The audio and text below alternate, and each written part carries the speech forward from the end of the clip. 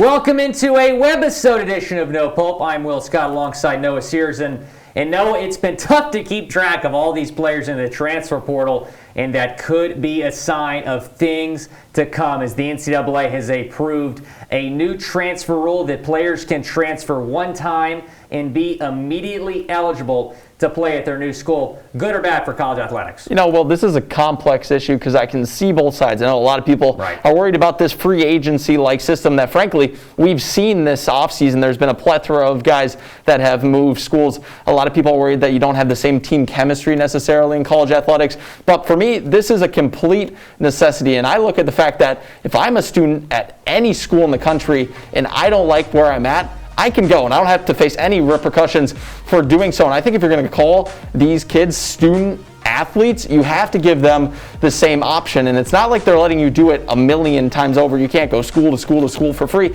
It's one free transfer, and it will help in those situations where, you know, you might not get along with a coach, or even we've seen in colleges abusive coaching scandals that, you know, obviously aren't a great thing for college athletics. But when those are a thing, kids aren't cornered into staying in those situations because they'd have to sit out a year. So while I can see both sides of the argument, I think it's a necessity, and I'm glad that the NCAA has finally voted to do this. I'm absolutely with you on the exceptions for the things you just said. If there's a scandal, if there's a coaching change, then players should be able to transfer without having to sit out. And we have seen waivers approved in many cases where that has happened and players have been able to leave. However, this is going to be very, very bad for the mid-majors because you're going to have a player, Nora Roberts in Ohio, get a lot of attention in March, have a great season, and then they're going to get pursued and poached by some of these big-name schools. So I don't think it's good for the mid-majors. We'll certainly have to follow and see what this means